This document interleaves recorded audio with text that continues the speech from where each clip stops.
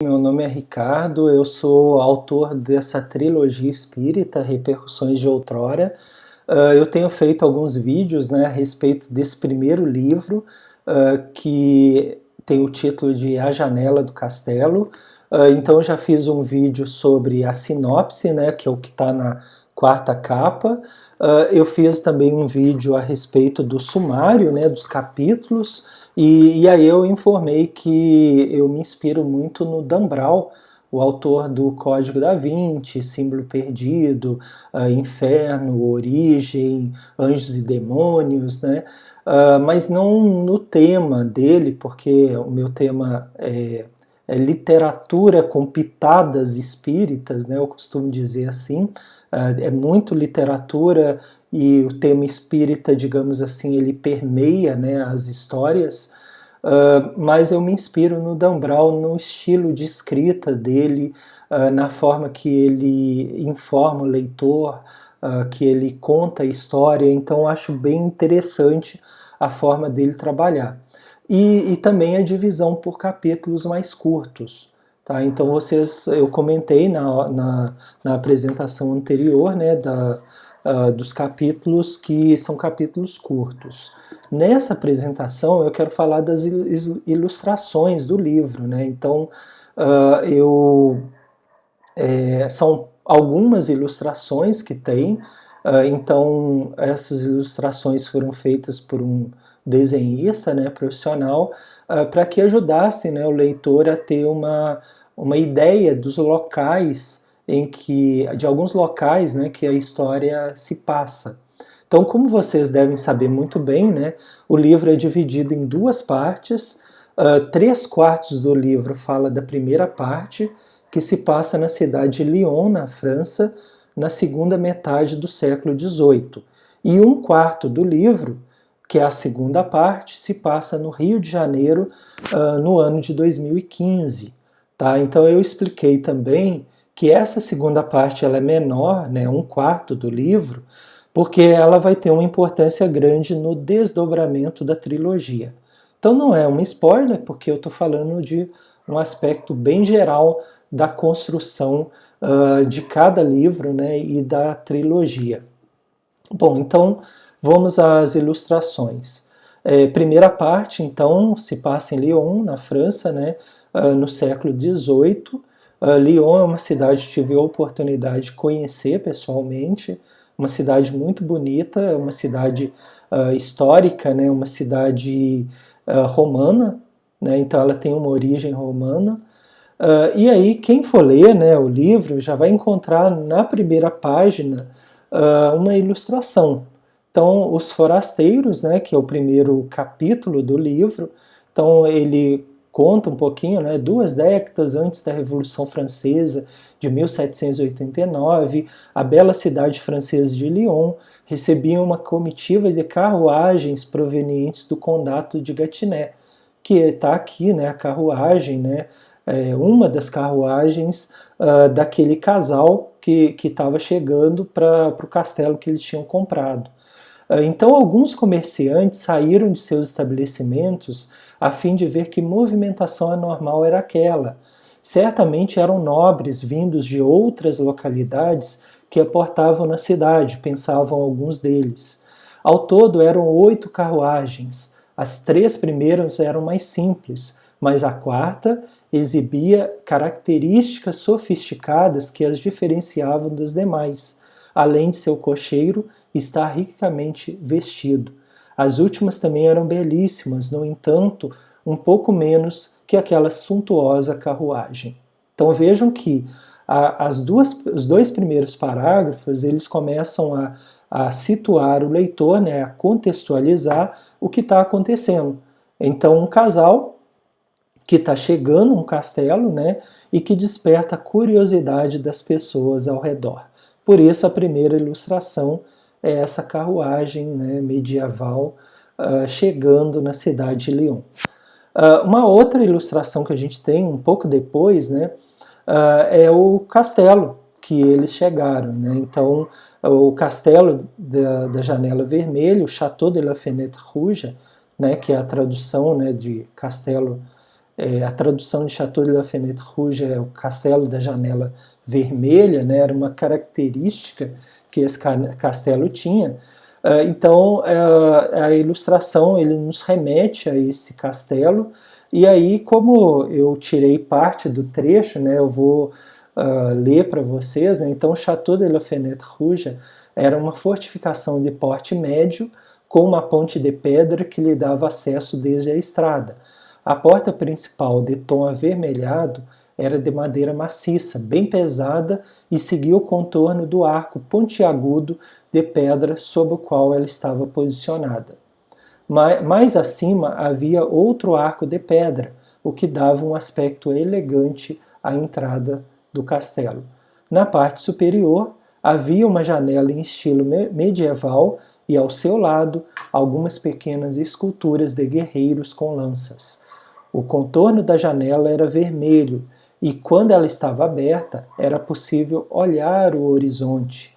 Em um passado remoto, aquela janela ajudava a ficar à espreita de inimigos que poderiam invadir o castelo. Então essa ilustração ela vai nos falar, né, sobre esse castelo da janela vermelha, e aí vocês veem que tem toda uma descrição desse castelo, pelo menos da parte frontal do castelo. Então a gente tem no livro 7 ilustrações, mas as 2 primeiras já são logo no início do livro, tá? Então aí sim um pequeno spoiler, mas mais para despertar a curiosidade de vocês.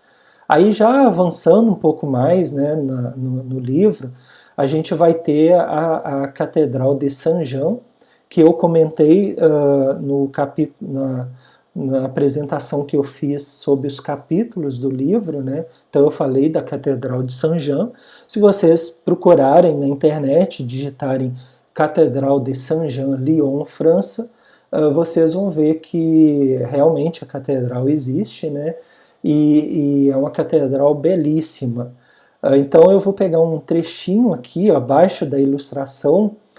Dom Maurice, que eu já tinha comentado que era o auxiliar do bispo Remy, né?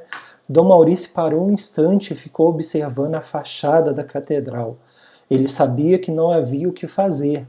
Era necessário entrar e prestar conta ao seu tutor, né? Quem era o tutor dele? O bispo Remy. Timidamente, o sacerdote abriu a porta e encontrou a dupla em conversa animada. Quem era a dupla, né? Bom, provavelmente uma das pessoas era o tutor dele, né, o bispo Remy. Mas quem era a outra pessoa?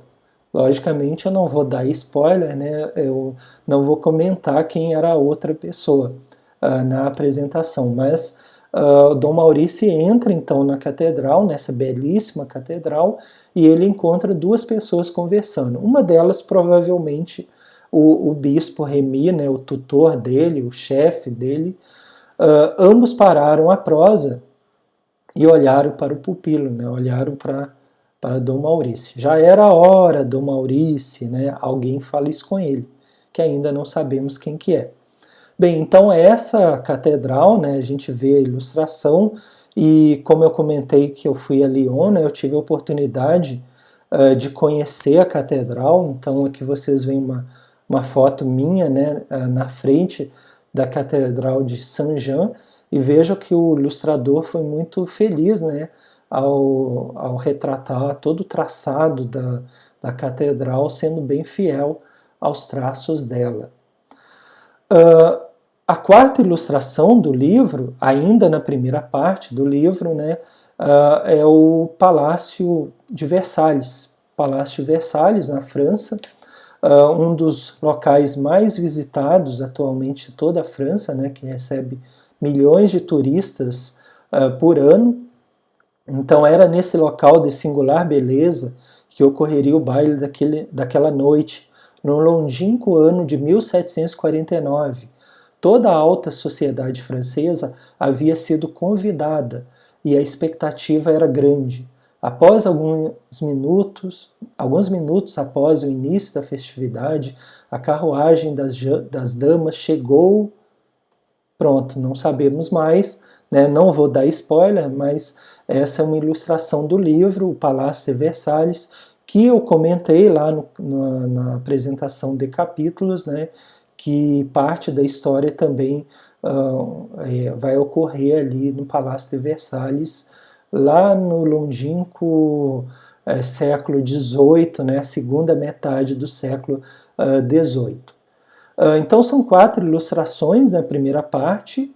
Na segunda parte, como eu falei, ela se passa no Rio de Janeiro, né, Brasil, 2015, e logo no início a gente tem uma belíssima ilustração da cidade do Rio de Janeiro. Né? Então a segunda parte começa lá, né, no topo do mundo, né, mais de 2 séculos depois, em um oceano separando-a de Lyon, a cidade do Rio de Janeiro era palco de um importante acordo comercial. Então eu começo essa segunda parte da história provocando o leitor, né, fazendo uma comparação, né, com a primeira parte da história, né, de Lyon com o Rio de Janeiro. Então mais de 2 séculos depois, então século XVIII com ano de 2015, né, então esse intervalo de tempo, né, mais de 2 séculos depois, em um oceano separando, porque o Rio de Janeiro, né, está aqui na América do Sul e Lyon está na Europa. Então, tempo e espaço, né? Tempo, 2 séculos depois, e espaço, oceano separando duas cidades, né, duas cidades importantes, Brasil e França. Né? Então a reunião havia terminado. Que reunião era essa? Eu não vou dar spoiler. Após horas de intensa negociação, que negociação, né? Finalmente tinha chegado a resultados satisfatórios para ambas as partes. Juvenal, que eu já comentei lá na sinopse, né, que ele tinha muito sucesso nos negócios, mas tinha algum problema na família que a gente precisa descobrir, né? Agora sozinho na sala, abria a persiana da janela e contemplava o horizonte. E ele tinha essa vista, né? Ou uma vista parecida com essa. A vista do prédio era belíssima, pois descortinava à sua frente a orla da Baía de Guanabara, tradicional cartão postal brasileiro. Então era essa vista que o Juvenal tinha, mas afinal de contas, qual a conexão, né, do Juvenal com a história de Lyon lá no século XVIII? Né? Então esse é um elemento que o livro vai mostrar. Então ele tinha uma reunião, a gente viu na sinopse que ele era um rico empresário, né? E aí mais informações vocês vão ver, logicamente, com a leitura do livro. Então essa quinta ilustração, né, a primeira da segunda parte. A outra ilustração é a Torre Eiffel, que eu também já tive a oportunidade de visitar 2 vezes, né? Quem foi lá? Né? Quem esteve na Torre Eiffel? Né? Então não tenho palavras para descrever esse lugar, exclamou Lilian ao ver a torre e sua iluminação. Então dá a impressão de que ela estava à noite, né, vendo a Torre Eiffel. E quem é essa Lilian? Né? Então vocês vão descobrir. Realmente é impressionante, ela é muito bonita, disse o marido Eduardo. Né? Então parece que o Eduardo era o esposo da Lilian. E pensar que ela seria desmontada logo após o seu erguimento? Como assim?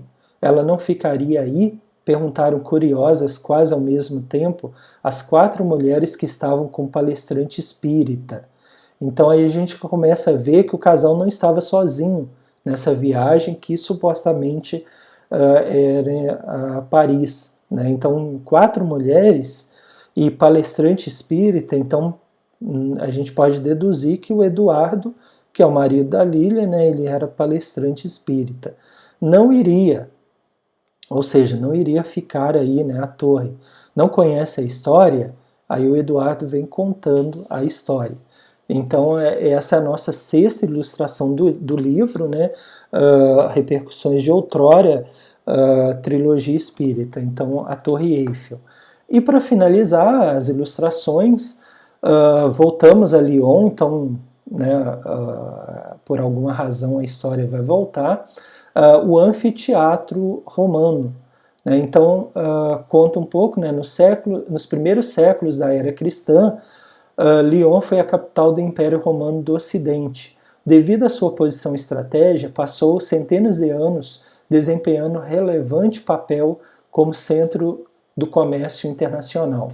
Então esse é um aspecto que eu gosto muito na obra do Dan Brown, que é, além de contar a história, também fazer alguns comentários dos locais históricos em que os personagens estão passando, né? Mas sem ficar uma obra histórica, porque é literatura, mas trazer um pouco de conhecimento para o leitor, né? Um pouco de curiosidade. Então a gente tem aqui o anfiteatro, né? Atualmente o anfiteatro lá de Lyon, né, é considerado patrimônio mundial da Unesco e um dos mais conhecidos pontos turísticos da cidade de Lyon. Todo ano nesse local acontece o festival cultural Les Nuits de Fourvière, né, que em português pode ser traduzido como as Noites de Fourvière, com atividades de teatro, música e dança. Além do teatro antigo romano, a céu aberto, há também o Museu Galo-Romano, onde é possível ver exposições com coleções únicas, mosaicos e objetos antigos que contam a história de Lyon, da pré-história até o fim do Império Romano. Então a gente tem esse anfiteatro romano, que é belíssimo, e que por alguma razão, né, ele está inserido na nossa história e os personagens vão passar em algum momento por ele. Esse anfiteatro romano eu também conheço, né, até botei aqui uma foto minha nesse anfiteatro, anfiteatro romano Fourvière, em Lyon, na França. Então vocês veem que o livro se passa em diversos locais que eu conheci, né? Então conheci os locais, né, que o livro se passa, e isso de certa forma ajuda o autor a imaginar a história, a construir os personagens e também a fazer descrições dos locais, ok? Eu tenho colocado nessas primeiras apresentações, para ser bem honesto com vocês, né, que a obra é uma ficção, então é literatura, uma ficção, apesar de ser um romance espírita, o livro não é uma psicografia, tá? Então isso é muito importante, principalmente para quem é seguidor, né, do espiritismo, ou para quem é simpatizante, mas eu fortemente acredito ter sido inspirado espiritualmente em diversos momentos quando eu estava escrevendo a trilogia, ok? Bem, então quem tiver interesse, esse é o terceiro vídeo, né, que eu estou fazendo sobre algumas curiosidades do livro. Eu pretendo falar sobre os locais também que se passam os livros, mas sem dar spoiler, tá, gente? E também fazer alguns comentários a respeito dos personagens, ou das personagens, né? Que eu acho que ninguém melhor do que o autor para falar desses personagens, né, que muitas vezes povoam a vida da gente. Mas quem tiver interesse em adquirir o livro Repercussões de Outrora, né, o livro 1, A Janela do Castelo, vocês vão encontrar no site da editora Apres. Eu estou deixando aqui no comentário desse vídeo informações sobre o livro e também o link está para compra no site da editora Apres. E esse livro também será colocado em outros portais de venda, tipo na Amazon, na Submarino e outros portais. À medida que for aparecendo o livro nos portais, eu vou atualizando a descrição e botando o link aqui para vocês, ok? Bom, então eu vou fazer outros vídeos, sabe, sobre locais que a história se passa, sobre personagens, curiosidades, personalidades dessas personagens, para que vocês comecem a entender um pouco o universo dessa trilogia espírita. Então eu agradeço a atenção de vocês e até um próximo vídeo.